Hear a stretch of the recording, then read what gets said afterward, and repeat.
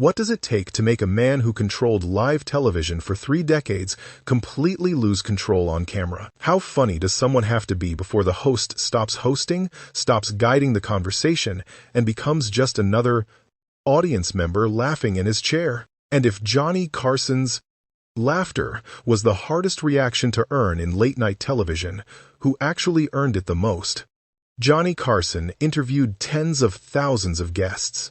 Movie stars, musicians, politicians, authors, everyone came to The Tonight Show hoping for exposure, approval, or at least a smooth appearance. Most did their time at the desk, told their stories, promoted their work, and moved on. But a very small number of guests did something different. They didn't just get laughs from the audience. They broke Johnny. These were the moments when Carson leaned back, wiped his eyes, stopped asking questions, and let the show spin out of his control. Moments when the desk stopped being a desk and became a stage. When live television turned dangerous, unpredictable, and unforgettable. This isn't a list of the most famous guests, or even the most popular comedians. This is a list of the 13 people who made Johnny Carson laugh the hardest, sometimes against his will. And as you'll see, when Johnny laughed, it wasn't accidental. It meant something special was happening on that stage. Robin Williams didn't come on The Tonight Show to be interviewed. He came to detonate it. From the moment he sat down, Johnny Carson already knew the rules no longer applied. Questions became optional. Structure disappeared. What followed wasn't conversation, it was controlled chaos. Williams spoke faster than most people could think.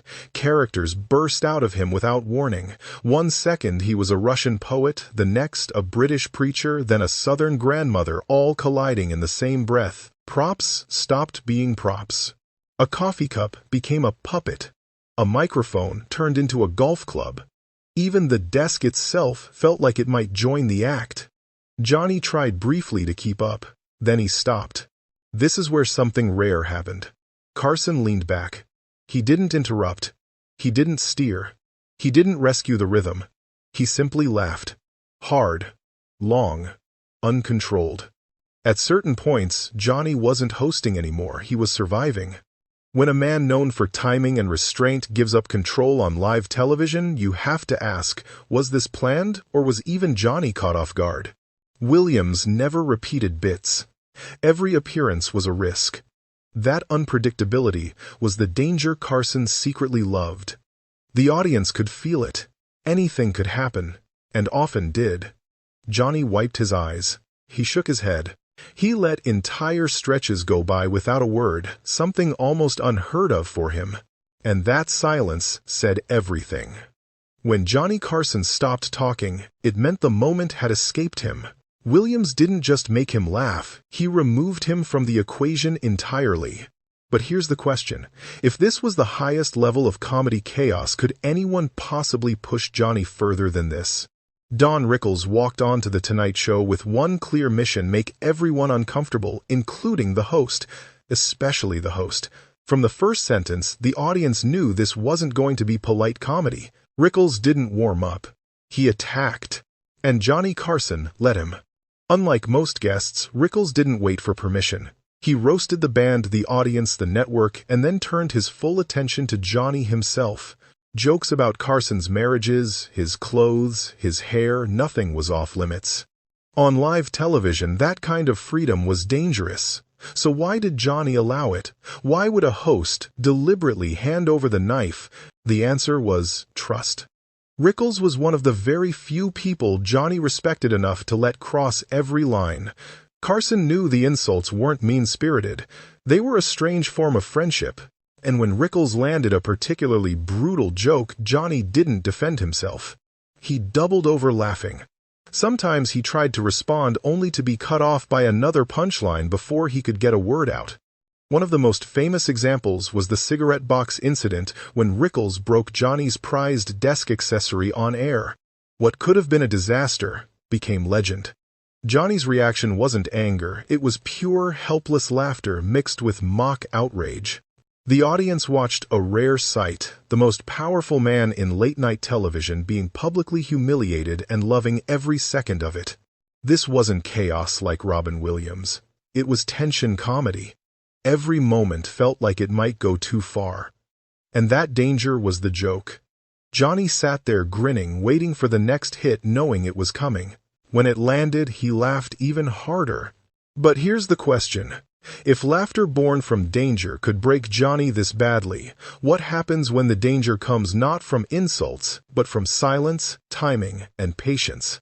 If Robin Williams overwhelmed Johnny Carson with speed, Tim Conway defeated him with patience.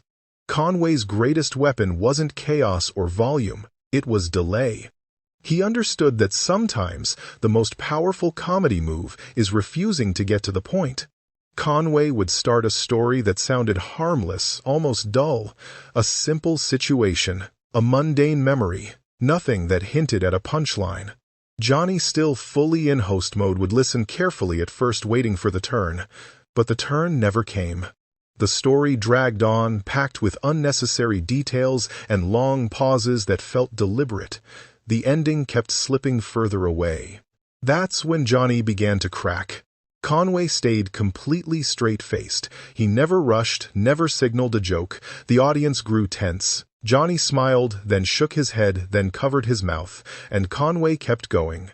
Just when the story felt beyond saving, he would add one tiny detail, a pause held half a second too long, a subtle facial expression, a single word delivered at exactly the wrong moment. Johnny lost it. Carson slid down in his chair, pounded the desk, and gasped for air, literally begging Conway to stop. He couldn't speak. He couldn't regain control. And Conway knew exactly what he was doing. He deliberately avoided telling Johnny where the joke was headed because he wanted the reaction to be real. And it was. The brilliance came from contrast. Conway looked calm and composed. Johnny looked completely broken. The host wasn't guiding the show anymore, he was trapped inside it. Live television became a slow-motion ambush, and Johnny never saw it coming. Tim Conway proved something rare: you didn't need noise, speed, or shock to destroy Johnny Carson. Sometimes all it took was timing and the patience to wait until the host collapsed first. Jonathan Winters didn't tell jokes, he unleashed minds. Sitting at Johnny Carson's desk, he treated every object like a doorway into another universe. A coffee cup wasn't a cup. A stapler wasn't a stapler. In Winters' hands, anything could become a character, and often several characters at once. Carson understood immediately that control was pointless here. Instead of guiding the conversation, Johnny did something unusual. He started handing Winters random objects just to see what would happen. That was the invitation, and Winters took it. A pencil became a fishing rod. Then he became the fish, then the fisherman, then the fisherman's furious wife, then somehow the boat. All of it happening in real time with no script and no safety net. Johnny didn't just laugh, he watched in disbelief. He leaned back, eyes wide, shaking his head, as if trying to process how a human brain could move that fast. He rarely interrupted, because interrupting would only make it worse. Or better. No one knew which. The danger was the point. On live television, Winters was a runaway train. Sometimes he went so deep into a character that Johnny had to physically stop him to go to commercial. And even then, Winters often stayed in character through the break. That unpredictability is exactly why Carson loved him. Nothing felt rehearsed, nothing felt safe. And when Johnny laughed, it wasn't just amusement, it was surrender. But that raises a question. If pure improvisation could dismantle Johnny this completely, what happens when the attack comes not from chaos, but from relentless precision delivered one punchline after another? Not every comedian destroyed Johnny Carson through chaos or improvisation. Some did it through repetition, pressure, and absolute precision. Rodney Dangerfield was one of them. From the moment he sat down at the desk, the tone was set. This would not be a conversation. It would be a barrage. Rodney didn't wait for questions. He barely acknowledged them. One joke fired, then another, stacked so tightly together that the audience barely had time to laugh before the next punchline landed. His famous persona, no respect, no dignity, constant humiliation, wasn't loose or accidental. It was engineered. And Johnny knew it. Carson tried to participate at first. He leaned in, asked follow-ups, searched for openings. There were none. Dangerfield steamrolled straight over every attempt to regain control. The interview collapsed into a stand-up set happening inches from Johnny's face. And instead of resisting, Johnny leaned back and surrendered. What broke Carson wasn't surprise, it was inevitability. He could see the jokes coming and still couldn't stop laughing. Sometimes he laughed before the punchline even hit, already defeated by the rhythm. Other times he tried to speak only to be cut off by another joke that landed even harder. He shook his head, tugged at his tie, and laughed in disbelief at the sheer speed. Unlike Robin Williams or Jonathan Winters, Rodney never lost control of himself. He overwhelmed Johnny through control, through timing, through pressure. And that leads to the next question. If relentless precision could dismantle Johnny this thoroughly, what happens when the comedy doesn't stay composed and starts collapsing on itself instead? Some comedians made Johnny Carson laugh because they were brilliant. Harvey Korman made him laugh because everything fell apart. And that collapse was the joke. Korman arrived at the desk with a reputation already working against him. Audiences knew him from the Carol Burnett Show, where breaking character wasn't a mistake, it was part of the performance. The moment he began a story on The Tonight Show, there was a quiet tension in the room. Not about whether it would be funny, but about how long he could hold it together. Johnny knew what was coming. You could see it in his face. He leaned back slightly, almost waiting. And then it happened. A word came out wrong. A pause lingered too long. Korman's shoulders shook. He buried his face, trying to recover, apologizing through laughter. The audience exploded, and Johnny completely lost it. This wasn't polished comedy. It was contagious. The more Korman laughed, the harder Johnny laughed. It became a feedback loop, Harvey trying to regain control, Johnny laughing at the attempt, Harvey breaking again. At times, neither of them could speak. The show simply stalled under the weight of shared hysteria. What made it devastating was that Korman knew exactly how to ride that edge.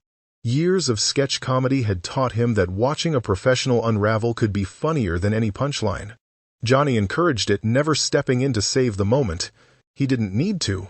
But if watching someone lose control could destroy Johnny this completely, what happens when the person losing control is doing it deliberately and dragging the entire set down with them? Some guests disrupted The Tonight Show by accident. Mel Brooks did it on purpose. From the moment he sat down, it was clear he wasn't there to be interviewed, he was there to perform. The desk stopped being a boundary. The chair wasn't a place to sit. Everything on that stage became part of the act. Brooks moved fast and loud, jumping from impressions to songs to full theatrical bits without warning. He would start answering a simple question and suddenly explode into a scene complete with voices, sound effects, and exaggerated movement. Johnny tried to guide him at first, then realized it was pointless. The only option was to let it happen. What made Brooks dangerous was awareness. He knew exactly how far live television could be pushed, and he pushed it deliberately. He dragged Johnny into bits, grabbed him, sang at him, and turned the interview into a runaway performance. Carson doubled over, laughing, no longer attempting to regain control. Even commercial breaks barely slowed Brooks down. As cameras faded, he kept performing as if the show never stopped. Johnny laughed not just at the jokes, but at the audacity comedy that refused to respect the format. Unlike the slow destruction of Tim Conway or the contagious collapse caused by Harvey Korman, Mel Brooks attacked head-on. No build-up, no patience, just relentless theatrical force. And it worked. But if overwhelming the set with performance could break Johnny this badly, what happens when comedy turns physical, when chaos stops being verbal and starts knocking things over instead? If Mel Brooks overwhelmed The Tonight Show with theatrical chaos, Burt Reynolds and Dom DeLuise destroyed it with pure physical mayhem. From the moment they appeared together, the interview was already doomed. This was never going to be about promotion or conversation. It was about survival. Their appearances felt like playground fights between overgrown kids. Whipped cream flew, water got dumped, chairs shifted. Dom laughed uncontrollably at his own jokes, while Burt escalated everything with mock aggression. Johnny tried briefly to ask questions, but it never worked.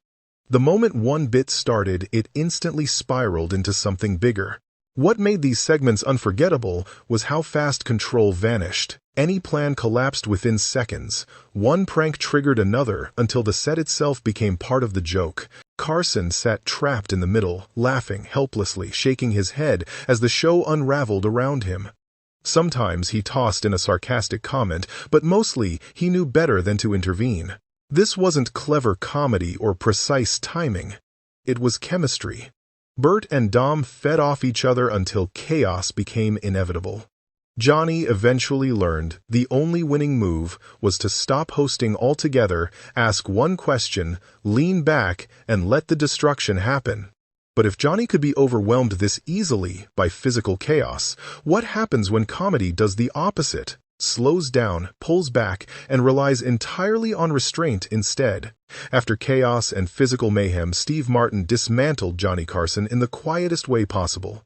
No shouting, no destruction, just restraint. From the moment Martin sat down, something felt intentionally off. He answered questions politely, then twisted them with absurd logic delivered in a perfectly straight face. Johnny played along, treating the responses seriously at first. That was exactly what Martin wanted. He understood timing and silence better than almost anyone. Martin would say something ridiculous as if it made perfect sense, then stop. No wink, no punchline. Just calm stillness. Johnny would stare back, waiting for clarification that never came.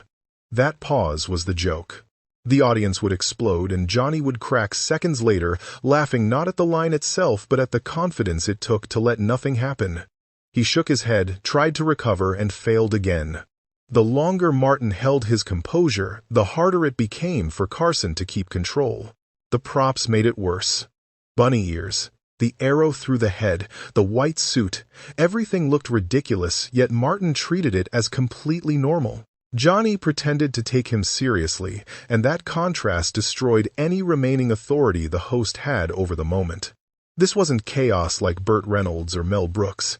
It was precision, minimal movement, maximum payoff, and it proved something dangerous. Sometimes the fastest way to break Johnny Carson wasn't noise but silence.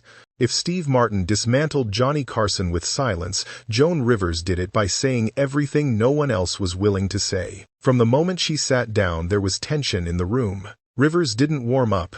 She attacked fast, sharp, and unapologetic. Her comedy was ruthless and rapid fire. Hollywood marriages, plastic surgery, aging, fame, nothing was off limits, including herself.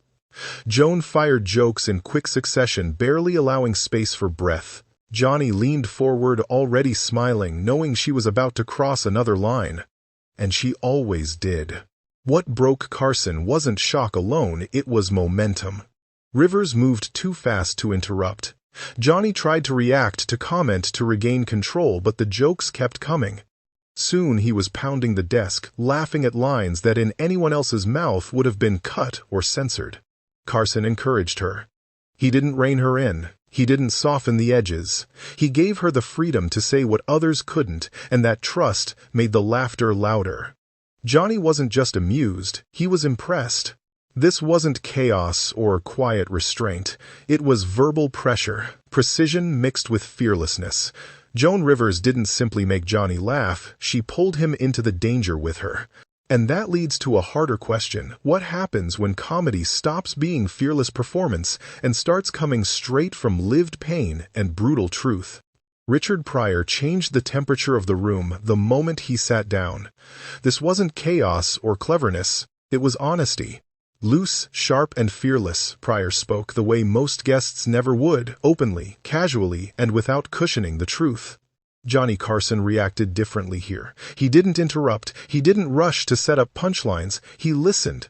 Pryor's stories moved effortlessly from outrageous humor to painful reality, childhood addiction, failure sometimes within the same sentence. The laughter came, but it was slower and deeper. Johnny smiled, nodded, then laughed when the truth landed harder than expected. What made Pryor dangerous was that nothing felt rehearsed. Even when the jokes were clearly crafted, they sounded spontaneous. Carson understood that interrupting would ruin it. So he didn't. He let Pryor work, protecting him from network nerves and giving him space other comedians rarely received. This wasn't about breaking Johnny with volume or speed. Pryor broke him by being real. The host wasn't losing control, he was choosing not to take it. And that restraint mattered. But if laughter could come from truth instead of chaos, what happens when comedy pulls back even further, when timing becomes so subtle that silence itself does the work? Bob Newhart never attacked Johnny Carson. He cornered him quietly. From the first sentence, his delivery pulled the room inward, soft, hesitant, almost apologetic. Nothing sounded like a punchline, and that was the point.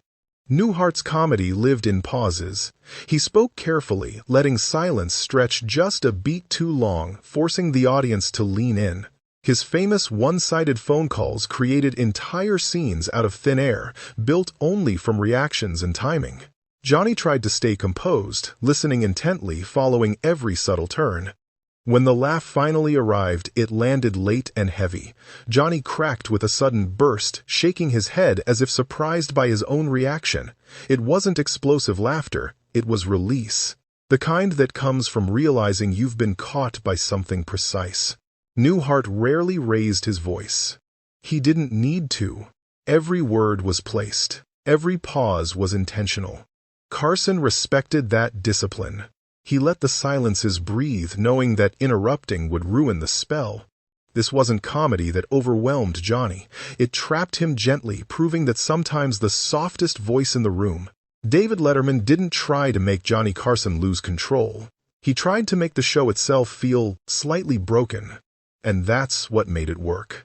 Before he ever hosted his own late-night program, Letterman sat at Johnny's desk with a dry, ironic tone that quietly undermined everything around him. He mocked the format, the desk, the curtain, even the idea of a talk show interview. Johnny didn't resist. He smiled.